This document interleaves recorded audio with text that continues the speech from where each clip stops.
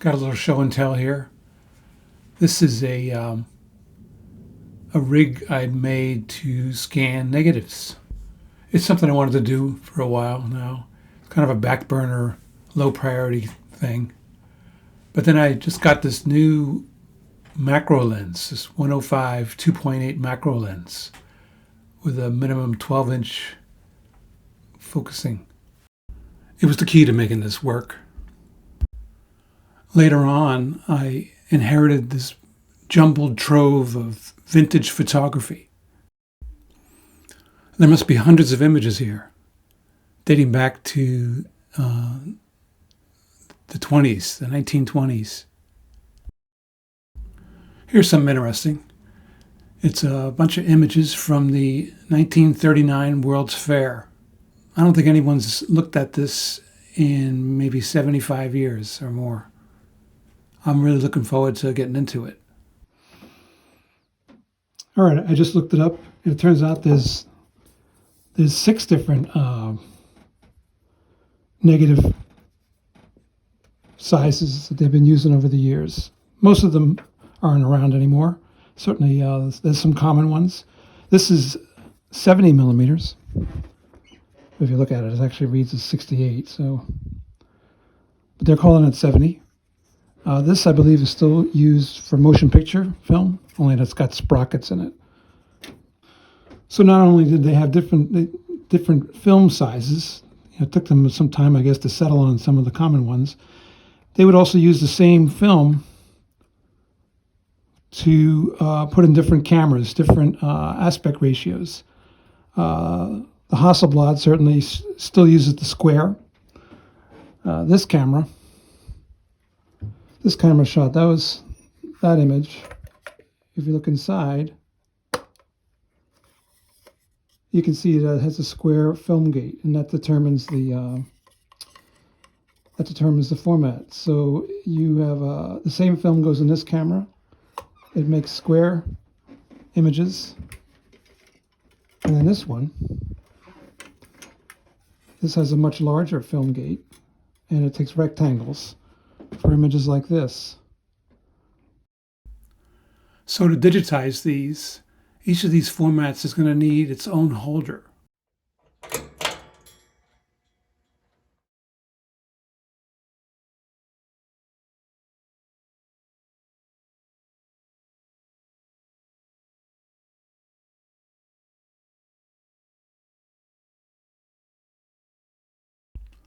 I started out with this rail to hold the camera. I put a tripod mount here, and the screw holds goes into the bottom of the camera.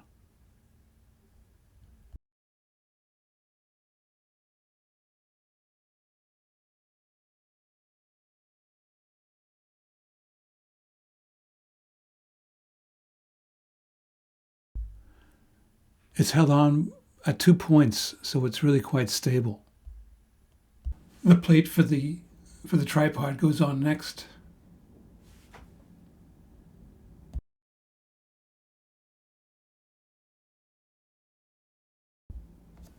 And it clicks right on.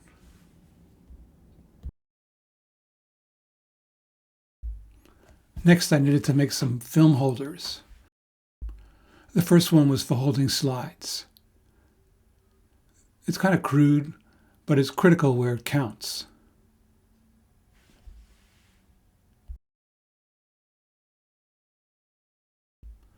I added a second slot on this one to take 35 millimeter film.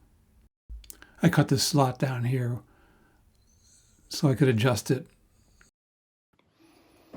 Next up was the square 2 1/4 format. I had a lot of these, so I could justify making its own holder.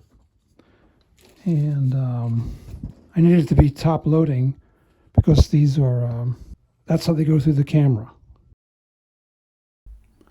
I set this up so I could easily go from one format to another just by adding on some accessories.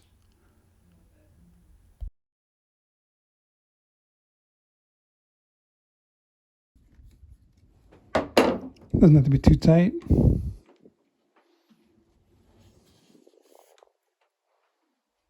and they drop in pretty easily.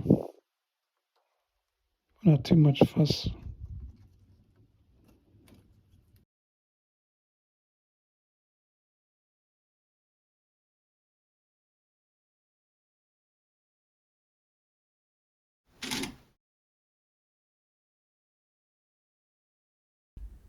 Next was to make an attachment to accommodate even larger negatives.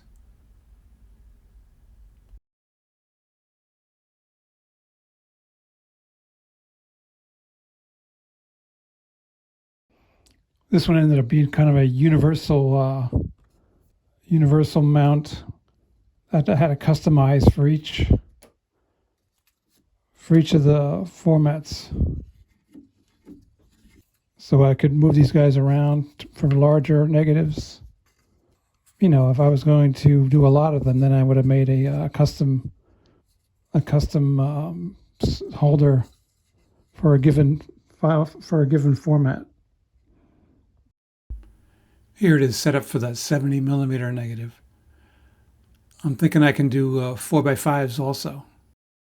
I was able to start looking at the World's Fair imagery. I have a contact sheet here of the whole collection. Mostly touristy shots. It must have been overwhelming to be there at the time. So much to see. I scanned in a few of them. While there were many pavilions and attractions at the fair, the most exciting, I think, was the Perisphere and the Trilon. An escalator brought you up into the sphere. Inside was a circular diorama, and then finally you made your way down that fabulous ramp. It must have been very exciting. I like the retro sci-fi look of the place. It must have been so strange at the time. The theme was the world of tomorrow. I spotted something interesting in this shot. It's the parachute ride. That's become an iconic image from Coney Island, but actually it was constructed for the World's Fair. That's it for now. Thanks for watching.